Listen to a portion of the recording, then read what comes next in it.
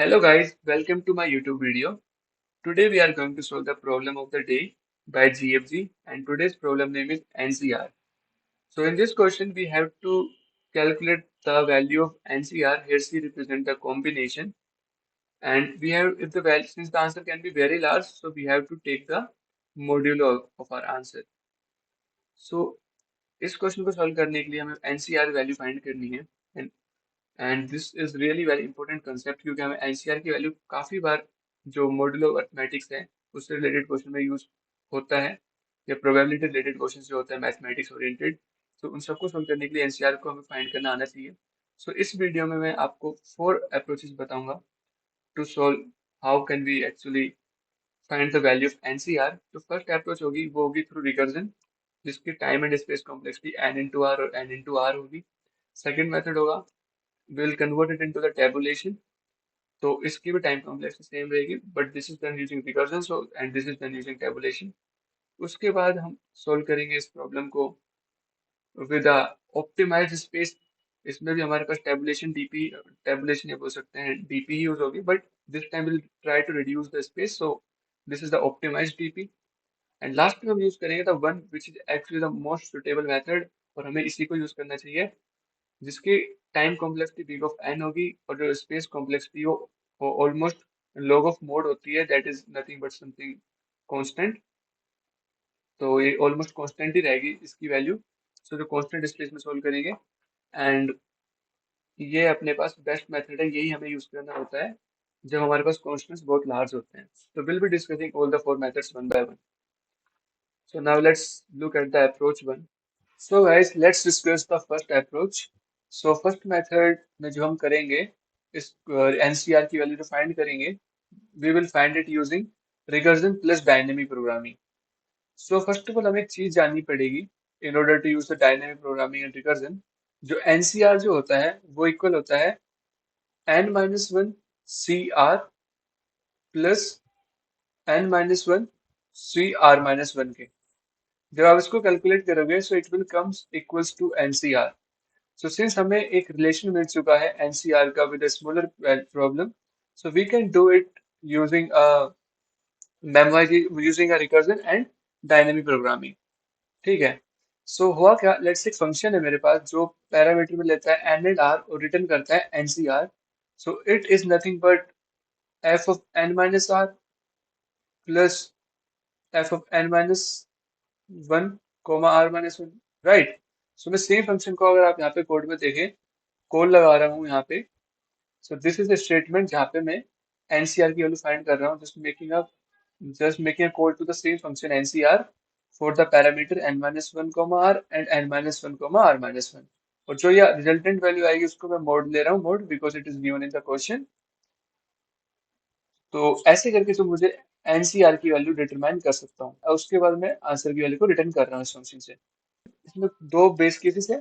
First है अगर मेरे पास r की वैल्यू n से बड़ी हो जाती है, मुझे पता है अगर r की वैल्यू n से बड़ी है so it is not possible to find the value of NCR because there is one constant r has to be in the range from 0 to n और r बड़ा है n से so we'll return 0।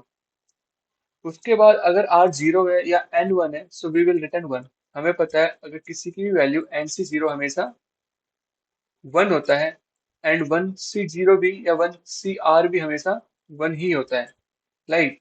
सो r की value क्या possible value, r की value 0 possible है, r की value 1 possible है।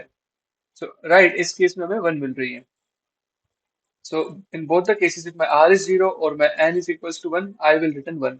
सेकंड बेस कंडीशन ये हो चुकी है। अगर हम डीपी को भी यूज ना करें फॉर इंस्टेंस तो अभी हम क्या कर रहे हैं in each recursion call we are making a two more calls. ठीक है। सो ये अपने पास टाइम कॉम्प्लेक्सिटी एक्सपोनेंशियल हो जाएगी। So in order to optimise it हम क्या कर सकते हैं यहाँ पे पैरामीटर देखें एनसीआर में। So there are only two dynamic parameter N and R और क्वेश्चन में एन की जो रेंज है वो 1000 है, आर की रेंज टिल 800 है। सो मैंने डीपी बना ली है, having the two D DP बना ली है। जो फर्स्ट स्टेट है वो स्टोर करेगी एन की वैल्यू को, सेकंड स्टेट रिप्रेजेंट करेगी आर की वैल्यू को।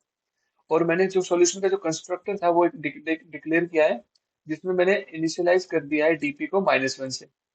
ठीक है। सो अगर मेरे पास DP value does not equal to -1 है इट रिप्रेजेंट्स कि मैंने for this particular parameter, for this particular value of n and r, already compute कर लिया है result, and that is stored in DP of N comma are.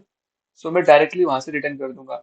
And if मैंने DP की of N comma r के लिए -1 होती है, सो जो मेरे को रिजल्ट मिलेगा एनसीआर का, उसको मैं बिफोर रिटर्निंग अपने DP of N comma R में भी स्टोर कर लूंगा, so that I can use in my future calls. So this is the approach one. अब इसकी जो टाइम कॉम्प्लेक्सिटी हो चुकी है वो n इंटू आर हो चुकी है, बिकॉज एट मैक्स जो मुझे रिकर्जन कोड लग रही है that will be done to compute the value for all the values n and r।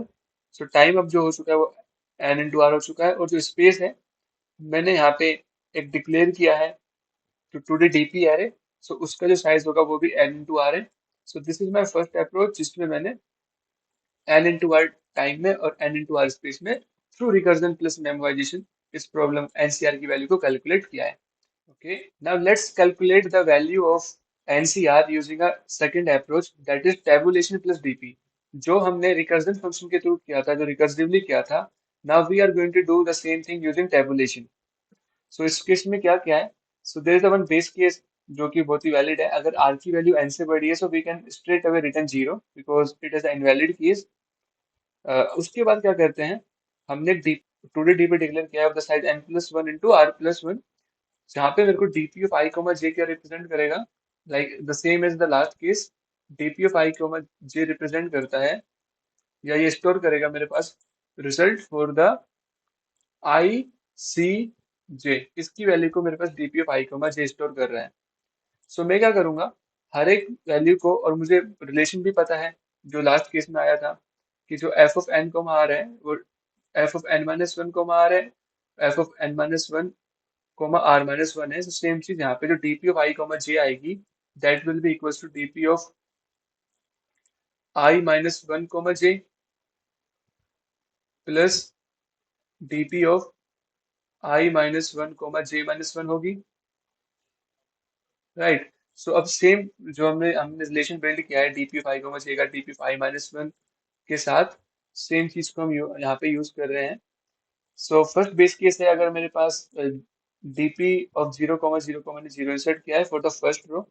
अब जो हर एक ith रो के लिए मैं कैलकुलेट करूंगा, ठीक है। लास्ट रो मेरी n की इक्वल होगी और कॉलम्स रिप्रेजेंट कर रही है r की values, so j equal to 0 to r है। फिर देखिए अगर मेरे पास j की वैल्यू ज्यादा है r से, वी नो दैट n से अगर j की वैल्यू ज्यादा है यहाँ पे, ग्रेटर देन है r से, दैट इज i से, so what I will do, so this is impossible case, so will directly set the value of dp of i j equal to 0। अगर j की value 0 जाती है तो मुझे पता है आई सी जीरो हमेशा 1 होता है। सो मैंने यहाँ पे अगर इस j is 0 then dp of i j would be 0, would be equals to 1। Otherwise dp of i j equal होगी इस फॉर्मूले के equal dp of i minus 1 j plus dp of i minus 1 j minus 1। And so and to maintain the range मैंने इसका modular लिया है mod के साथ, एंड एट द एंड में dp of n r को रिटर्न कर दूंगा जब मेरा ये सभी वैल्यूज ऑफ dp कंप्यूट हो जाएगी, because it is stored, this will be equals to ncr। so this is the approach 2। now let's discuss the approach 3। approach 3 में हम क्या करेंगे, जो लास्ट अप्रोच थी टाइम एंड स्पेस कॉम्प्लेक्सिटी की analysis करें, तो इसमें जो टाइम यूज हो रहा था वो तो हमने फोर लूप, दो फोर लूप यूज किए, तो वो n इंटू आर था, और जो स्पेस था वो भी n इंटू आर है, क्योंकि मैंने एक 2D डीपी डिक्लेयर की of size n into r, so space जो था वो भी n इंटू आर था।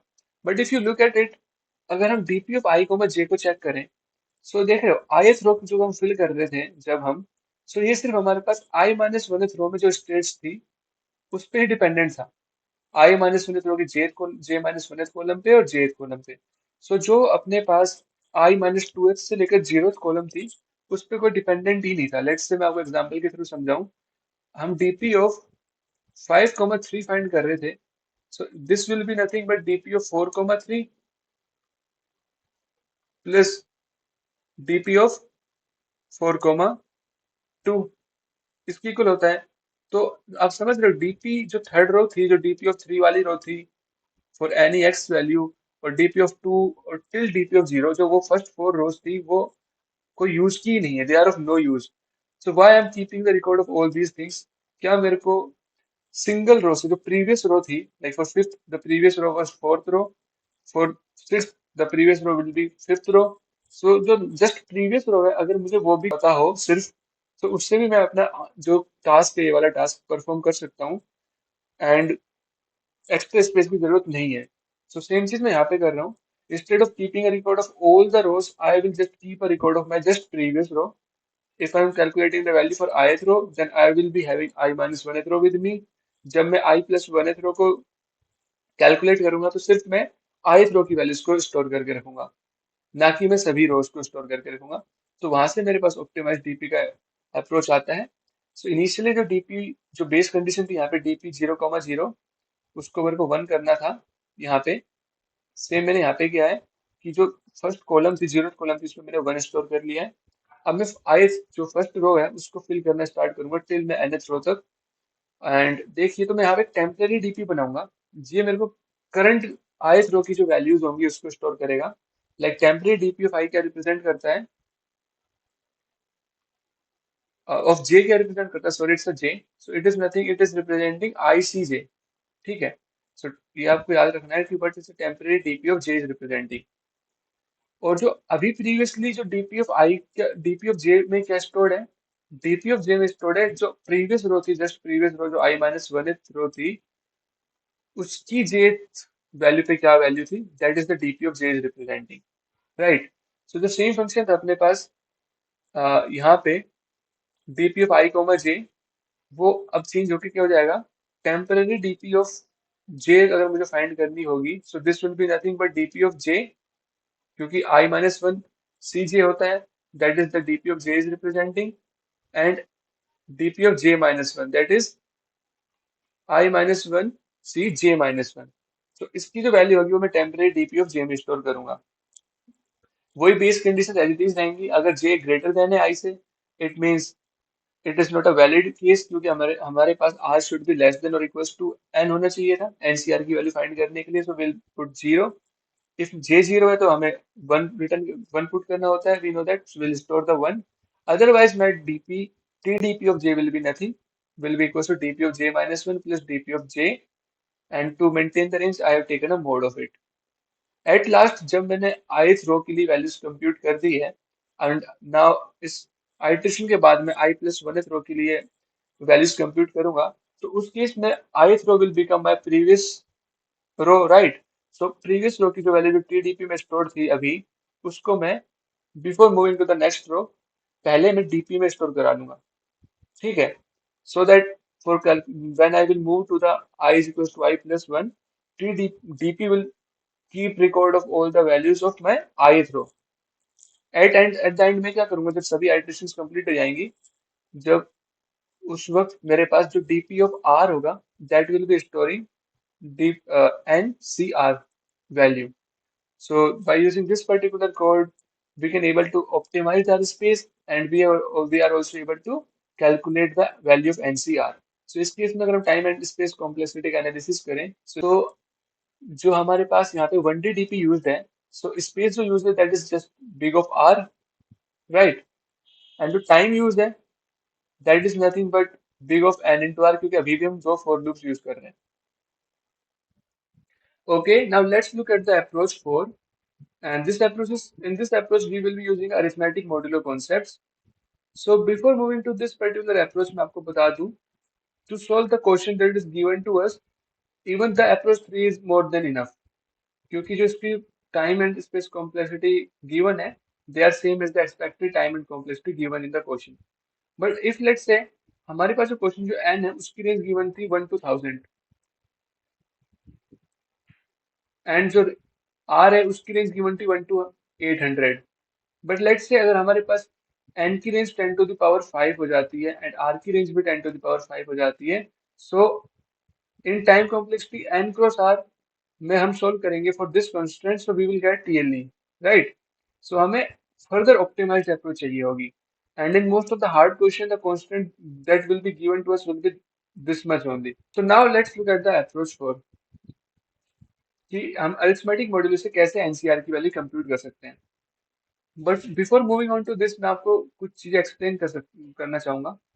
जो एनसीआर होता है वो एक्चुअली है क्या, एन फैक्टोरियल है upon n minus r factorial है, इंटू आर फैक्टोरियल है, यही तो एनसीआर होता है। फर्दर देखिए, अगर मैं इस चीज को ऐसे लिख दूं, n factorial n minus r factorial का इनवर्स, अगर मैं सबको न्यूमरेटर में लिख दूं तो मुझे ऐसे ही लिखना पड़ेगा, फिर आर फैक्टोरियल का इनवर्स, राइट, इन सबका मल्टीप्लाई। बट जो इनवर्स है ये एक्चुअली में डेसिमल नहीं है। इट्स डजंट मीन कि लेट्स से कि 1 upon r n minus r factorial की वैल्यू 20 तो 1/20 को मैं 0 पॉइंट कुछ लिख रहा हूँ, because it should not be a decimal value, है ना। सो एन माइनस आर फैक्टोरियल -1 की वैल्यू हम अरिथमेटिक मॉड्यूलो कंसेप्ट के थ्रू डिटरमाइन करेंगे। सेम आर फैक्टोरियल -1 की वैल्यू भी हम अरिथमेटिक मॉड्यूलो कंसेप्ट के थ्रू डिटरमाइन करेंगे, ना कि द नॉर्मल मैथमेटिक्स जो 1 अपॉन समथिंग करके हम फाइंड करते हैं उससे। सो कैसे निकाल सकते हैं किसी भी वैल्यू की, किसी भी इनवर्स की वैल्यू। सो मैं आपको पहले बता देता हूँ कि एक्स इनवर्स की जो वैल्यू होती है वो एक्चुअली होती है एक्स की पावर मोड -2 फैक्टोरियल मोड के इक्वल। अभी मैं आपको एक चीज और बताऊं, ये एक्चुअली सिर्फ इतना तो है नहीं। इसको हम क्या कर रहे थे, हमें रेंज को मेंटेन करने के लिए इसको मॉड्यूलो भी लिया हुआ था, राइट। सो हमें एक्चुअली इसकी रियल वैल्यू नहीं चाहिए, हमें इसकी मॉड्यूलो वैल्यू चाहिए। सो इसकी जो मॉड्यूलो वैल्यू होगी इस पर्टिकुलर फंक्शन की, इसको मैं अगर ब्रेक डाउन करके लिखूं, सो ये हो सकता है n factorial modulo mod into n minus r factorial modulo inverse modulo mod, right, into r factorial inverse modulo mod. मुझे इन तीनों के मल्टीप्लाई की वैल्यू चाहिए, राइट। और फिर फर्दर इसका मॉडलो ओवरऑल मॉड्यूलो भी मुझे लेना पड़ सकता है। ठीक है, अगर इसकी रेंज बड़ी हो जाती है तो इसके पूरे का भी ओवरऑल मॉड्यूलो। तो मुझे एक्चुअली में ये वैल्यू चाहिए थी, राइट। अब मैं कैसे n minus r factorial modulo mod के लिए निकाल सकता हूँ, वो मैं इस फॉर्मूले के थ्रू निकाल सकता हूँ, जो कि इक्वल होती है एक्स मोड -2 मॉडुलो मोड। ये आता है वहां से, इसका मैं आपको एक्सप्लेनेशन भी दूं, तो इसका जो प्रूफ है वो देखते हैं अब। तो एक थ्योरम बोल दो या एक एक्सप्रेशन है जो कि एक फैक्ट है। अगर मेरे पास कोई नंबर ए गिवन है, उसकी पावर ले लूँ एक्स, उसकी मैं पावर ले लेता हूँ x-1, और उसका मैं मॉडुलो ले लेता हूँ x से, सो ये हमेशा 1 आएगा। कंडीशन क्या है, इफ मेरे पास जो x है वो एक प्राइम नंबर हो, और जो मेरे पास a है वो अपने पास डिविजिबल ना हो x से। It means that a divisible x should not be equal to 0। अगर ये दो कंडीशन सेटिस्फाइड है, इन दैट केस हमारे पास a की पावर x-1 मॉडुलो x हमेशा 1 होगा। मैं आपको एक्सप्लेन करके दिखाता हूँ। लेट्स से x की वैल्यू 3 है, 3 एक प्राइम नंबर है, और लेट्स से a 4 है, सो 4 डिविजिबल नहीं है 3 से, सो 4 की पावर 2 मॉडुलो 3 कितना आएगा, 16 मॉडुलो 3 इज 1। ठीक है, एक केस और ले लेते हैं। लेट्स से 5 की पावर 2-1 कर दूं, और इसका मतलब 2 ले रहा हूँ मैं x की वैल्यू को, 2 एक प्राइम नंबर है और 5 से डिविजिबल भी नहीं है। सो 5 की power 1 is 5 modulo 2 is also 1। सो आप किसी भी केस को चेक क्रॉस चेक करके देख लीजिए, हमेशा इसकी वैल्यू 1 आएगी। अब देखिए इसको मैं क्या लिख सकता हूँ, a इंटू ए की पावर x-2 मॉडुलो x भी 1 होगा। मैंने बेसिकली क्या किया है, x को फर्दर ब्रेक डाउन कर दिया, ए की पावर x-1 को टू टर्म्स में। अब मैं ए को राइट साइड लेके जाऊंगा, सो 1 अपॉन ए क्या होता है, a inverse. A inverse will be equal to what, a की पावर x-2 मॉडुलो x। सो यहाँ से मेरे को फॉर्मूला मिला है, प्रूफ मिला है, कि जो हमने यहाँ पे लिखा था कि एक्स इनवर्स जो होता है एक्स की power mode -2 mode factorial mode होता है, सेम चीज हमने यहाँ पे डिटरमाइन या क्या कर सकते हैं, प्रूफ कर दिया, ड्राइव कर लिए। ठीक है, अब मुझे पता है कि मेरे पास एक्स इनवर्स को मैं इस तरह से फाइंड कर सकता हूँ। और जो क्वेश्चन में मोड गिवन है वो हमें 1e9+7 गिवन है। 1e9+7 एक एक अपने पास प्राइम नंबर है जो कभी भी एक्स से डिविजिबल नहीं हो सकता, क्योंकि एक्स हमेशा इससे छोटी वैल्यूज ही हैं, राइट।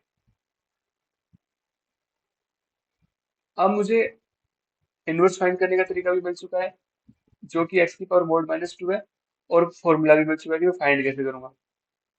ये मेरे पास फॉर्मूला था कि मैं पहले क्या एन फैक्टोरियल निकालूंगा, फिर एन माइनस आर फैक्टोरियल निकालूंगा और आर फैक्टोरियल निकालूंगा, फिर एन माइनस आर फैक्टोरियल का इनवर्स निकालूंगा using this particular formula, power लेके उसका फिर मॉड्यूलर लूंगा मैं, या इसको बोलते हैं मॉड्यूलर एक्सपोनेंशिएशन करूंगा, इस चीज को बोलते हैं मॉड्यूलर एक्सपोनेंशिएशन।